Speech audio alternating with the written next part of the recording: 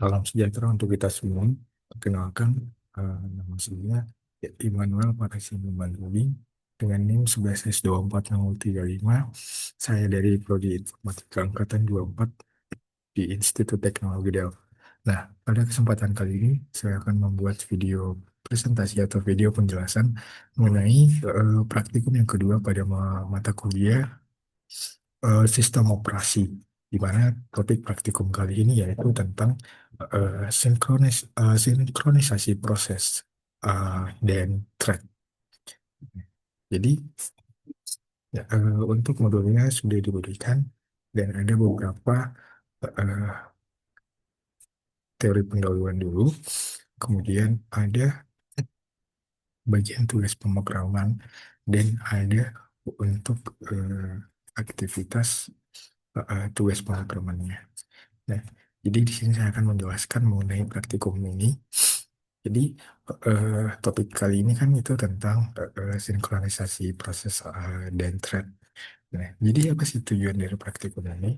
Di mana praktikum ini tuh bertujuan untuk memahami dan mengimplementasikan mekanisme sinkronisasi thread pada sistem operasi Linux.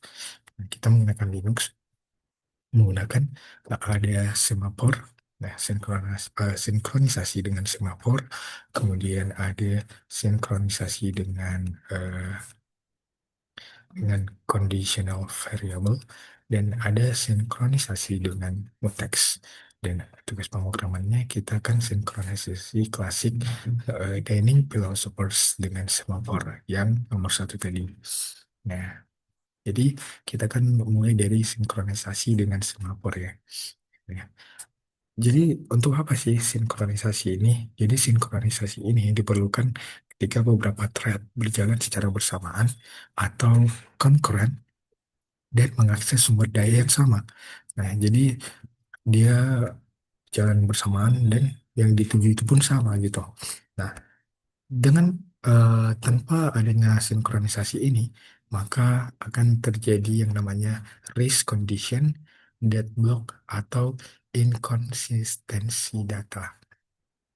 Nah, jadi pada praktikum ini dibagi beberapa eh, studi kasus ya. Yang pertama itu adalah sinkronisasi dengan semafor. Nah, jadi eh, pada sinkronisasi semafor ini kita untuk prosedurnya kita disuruh untuk membuat file dengan nama semafor underscore basic lalu menambahkan kode pemrograman ini. Oke, kita akan masuk ke Linux-nya melalui Ubuntu ya.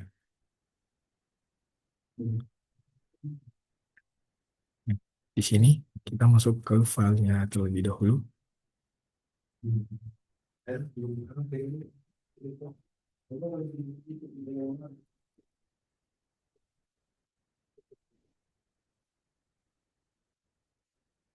Kemudian masuk ke filenya tadi. Nah, file itu kan kita disuruh tuh ini sih, semafor basic. Let's see. Dan masuknya semafor basic basic-nya. Kita masuk menggunakan nano.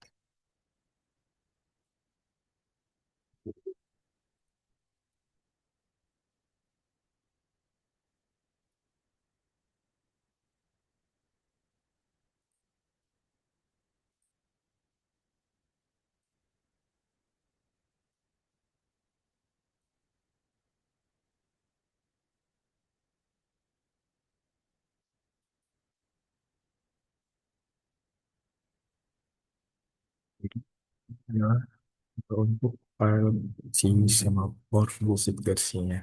Jadi di sini kan ada terdapat dua thread, ada thread satu dan thread dua. Nah, kemudian keduanya mengakses variabel global yaitu buff di sini. Nah, global variabelnya itu buff.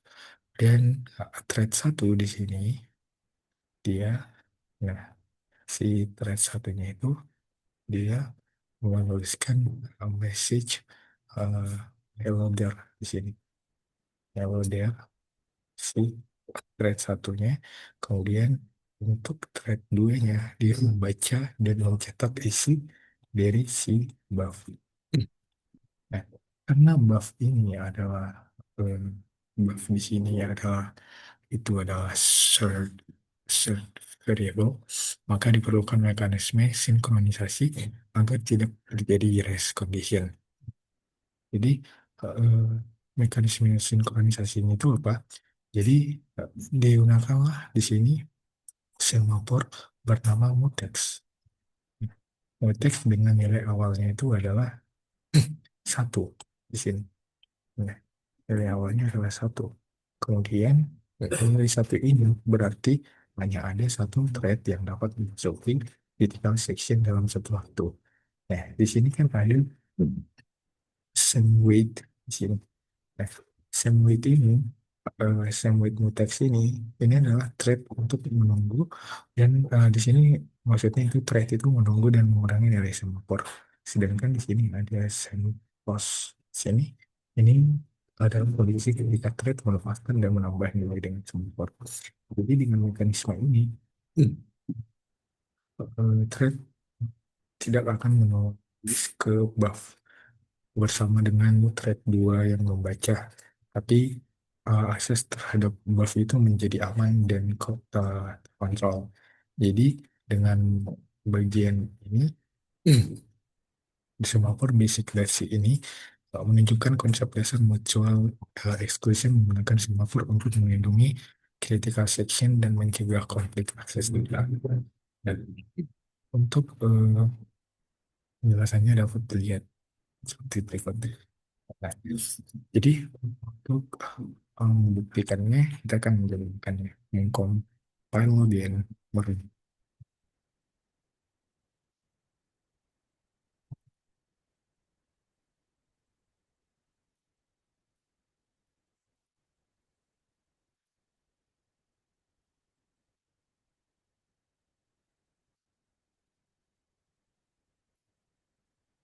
Kemudian kalau sudah berhasil compile kita run.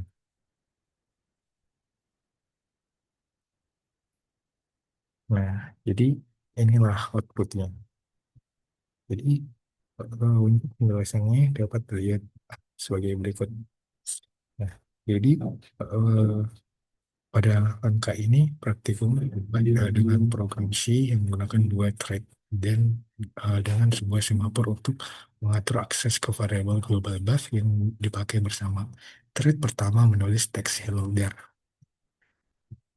di sini. Jadi dia mencetak hello there di sini. Kemudian eh, teksnya itu ke dalam buff. Sedangkan thread kedua membaca dan mencetak isi buffnya. Jadi itulah untuk bagian yang pertama. Kemudian kita masih sinkronisasi dengan semafor. Kita akan membuat eh, program dengan semafor underscore PC di sini. Nah, jadi kita akan semafor dengan kasus producer consumer atau PC multi-thread dengan mengikuti prosedur seperti ini. Jadi kita disuruh untuk melihat menjalankan ini dan program yang sudah diberikan untuk kita melihat eh, metode semafor itu untuk ini producer consumer multi-thread di prosedur yang ini. Oke, kita masuk ke di sini. Nah, langsung aja. Oke,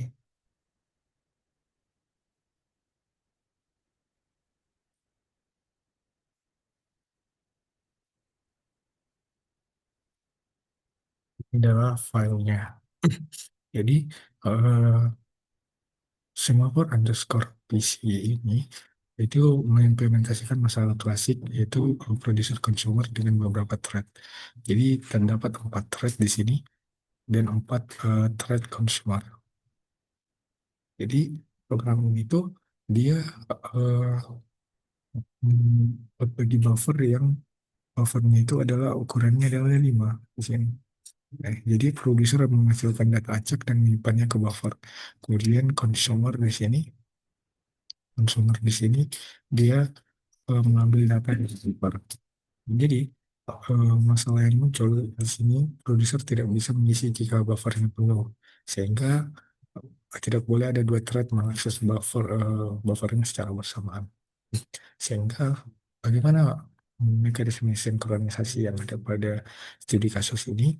Jadi di sini ada empty, di mana empty ini adalah untuk menghitung jumlah slot yang kosong, kemudian ada full, full di sini untuk dia melihat jumlah slot yang terisi, dan ada mutex di sini untuk mengamankan critical sectionnya. Jadi eh, pada bagian ini tuh menunjukkan bagaimana bahwa kombinasi dari semafor itu dapat mengontrol kondisi penuh dan kosong, mengamankan critical section, mencegah race condition, dan mensimulasikan sistem concurrent dengan concurrent yang kompleks. Nah, jadi untuk menjalankannya, kita jalankan untuk melihat menganalisis dari itu.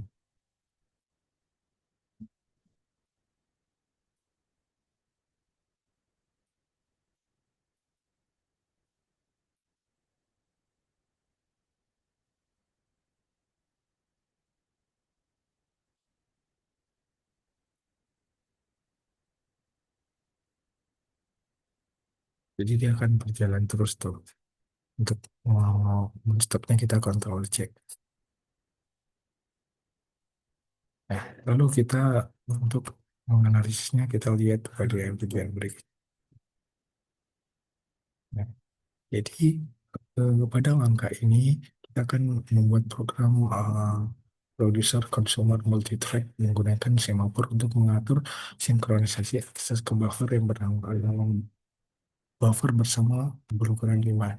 Jadi program ini tuh memiliki 4 thread producer dan 4 thread consumer yang berjalan secara bersamaan.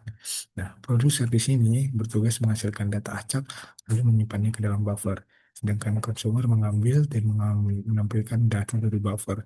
Lalu digunakan tiga semafor yaitu inti untuk menghitung slot kosong, untuk menggunakan slot terisi, teks untuk mengatur agar hanya ada satu thread yang masuk ke critical sectionnya. Jadi dengan mekanisme ini akan memastikan produser tidak menulis saat buffer penuh dan consumer tidak membaca saat buffer kosong. Nah, jadi ya, implementasi ini juga akan mencegah race condition saat mengakses buffernya.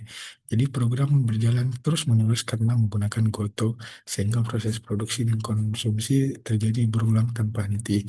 Makanya ketika tadi kita menjalankannya, dia berjalan terus kan. Nah, untuk men-stopnya kita buat control C supaya output yang dijalankan oleh program dapat berhenti. Nah, kemudian kita masuk ke sinkronisasi dengan conditional variable. Hmm. Jadi kita akan buat file dengan nama conditional variable di sini.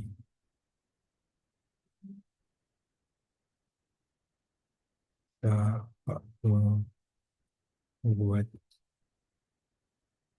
terminal.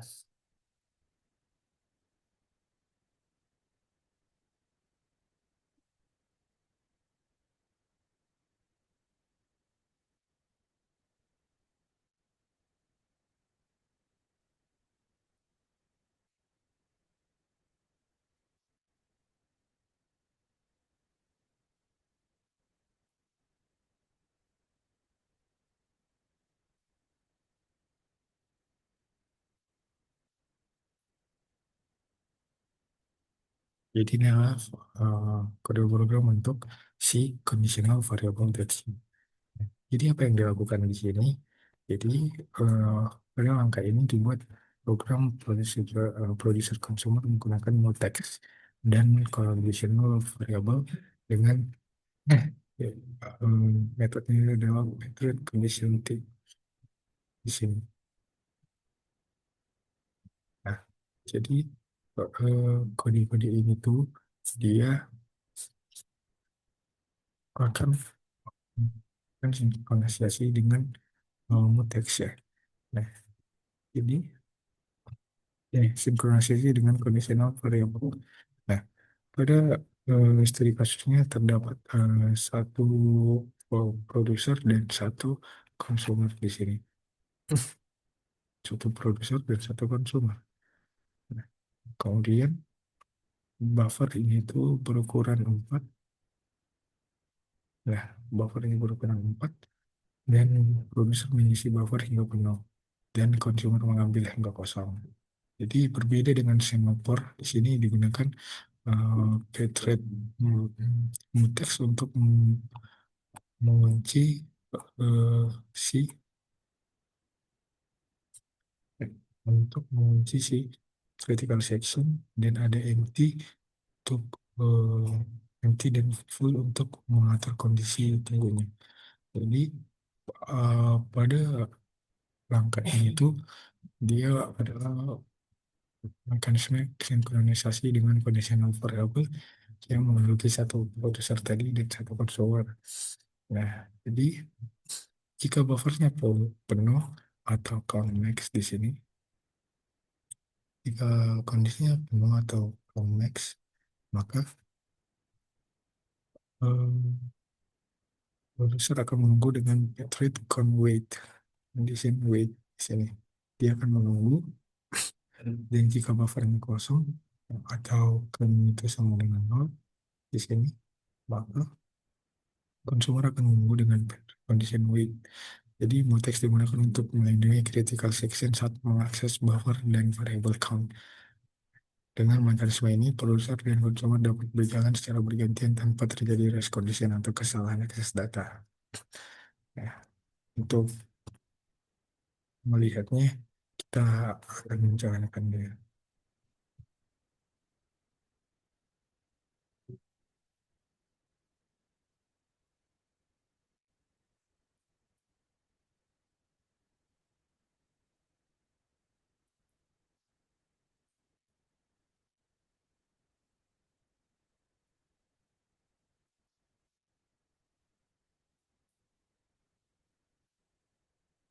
Jadi inilah untuk jadi ada produser dan ada konsumer di sini untuk mengisi buffer dan mengkonsumsi buffernya. Produser untuk mengisi, konsumer untuk mengkonsumsi buffernya. Gitu. Oke, kita lanjut ke sinkronisasi dengan mutex di sini. Jadi mutex itu mutual exclusion yang bertindak dengan menggunakan pemrograman untuk mengunci objek sehingga hanya ada satu thread saja yang dapat mengakses critical section. Jadi seperti biasa akan memberikan 0 jika sukses pada program ini dan selain 0 akan terjadi error. Kemudian kita akan masuk ke tugas pemrograman. Jadi tugas pemrograman itu adalah kita akan membuat sebuah sinkronisasi dengan semaphore untuk mengatasi masalah Dynamic Philosophers. Jadi sebenarnya kita harus tahu apa itu Dynamic Philosophers. Jadi Dynamic Philosophers itu adalah simulasi masalah sinkronisasi ketika beberapa thread berbagi resource terbatas. Jadi misalnya ada 5 filsuf duduk melingkar di meja dan di antara setiap dua filsuf ada satu chopstick atau garpu dan uh, untuk bisa makan maka seorang filsuf harus mengambil dua chopstick yaitu kiri dan kanan dan setelah makan dia meletakkan kembali chopstick dan kembali berpikir. Nah, jadi untuk mengatasi masalah ini kita akan membuat filenya file untuk melakukan sinkronisasi masalah dining philosophers ini dengan semafor yang pertama tadi. Mari kita lihat di sini.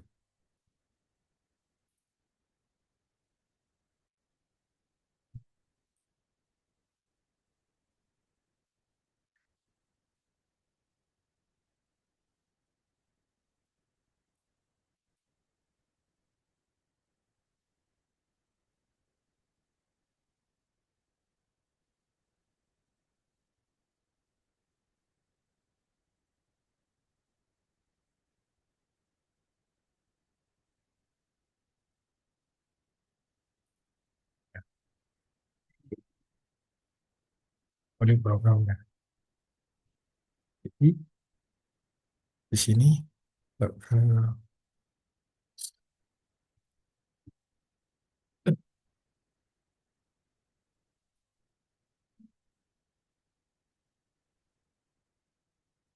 jadi di sini kita akan melihat studi kasus di dining philosophers ini.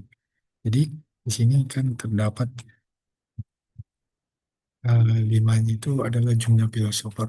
Jadi ada terdapat 5 filosofer dan terdapat 5 chopstick dan setiap filosofer membutuhkan 2 chopstick untuk makan. Nah, jadi ada beberapa masalah nanti yang akan ditemukan seperti deadlock, mengambil 1 chopstick, um, semua mengambil satu chopstick ya, semua philosopher. Kemudian ada starvation dan race condition. Jadi bagaimana mekanisme sinkronisasi studi kasus ini? Maka caranya adalah setiap chopstick direpresentasikan sebagai semafor yang bernilai 1 di sini. Nah, bernilai 1. Nah, lalu alur filosofernya adalah thinking. Yang pertama ada thinking, kemudian ada same weight. Same weight ini adalah untuk chopstick kiri dan ada uh, same weight untuk uh, chopstick kanan. Kemudian ada eating dan same pose ini adalah untuk kedua chopsticknya. Jadi semafor ini tuh memastikan bahwa si uh, hanya ada satu filosofer yang memegang satu chopstick dan tidak terjadi konflik penggunaan resource. Jadi untuk menjalankannya mari kita lihat.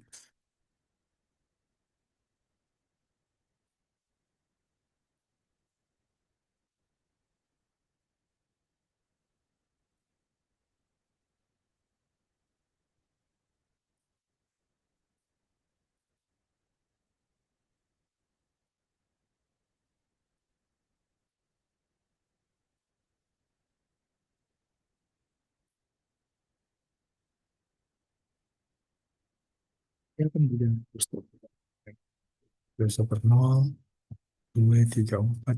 Nah, jadi outputnya itu dari output yang kita lihat ini, maka terlihat filosofer bergantian makan dan berpikir di sini. Eating, thinking, eating, thinking. Dan tidak terjadi error atau konflik akses terhadap resource-nya. Jadi programnya akan berjalan terus-menerus karena loop-nya itu tak terbatas. Namun secara teori ini akan berpotensi kena deadlock jika semua mengambil chopstick kiri bersamaan. Nah, di sini. Jadi untuk stop kita kontrol Z.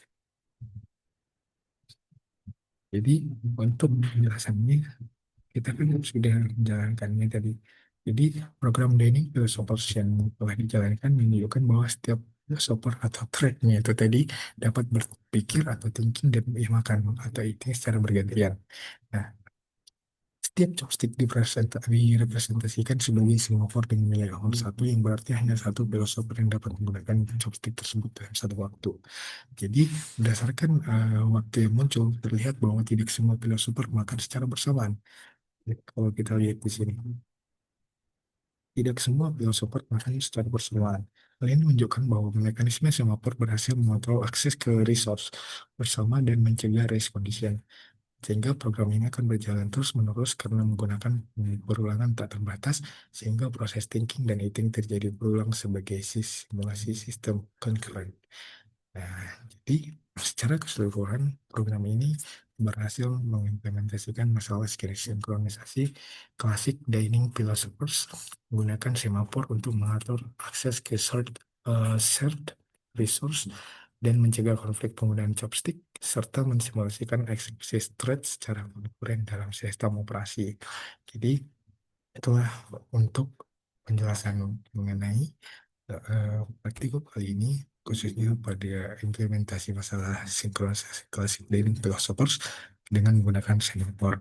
Jadi sekian video penjelasan yang saya dapat berikan. Semoga video ini bermanfaat bagi yang menonton supaya lebih paham lagi dengan mekanisme sinkronisasi yang ada pada Linux seperti semafor, conditional variable, dan mutex ya. Jadi sekian video yang telah saya dapat jelaskan. Terima kasih, semoga bermanfaat. Horas, salam sejahtera.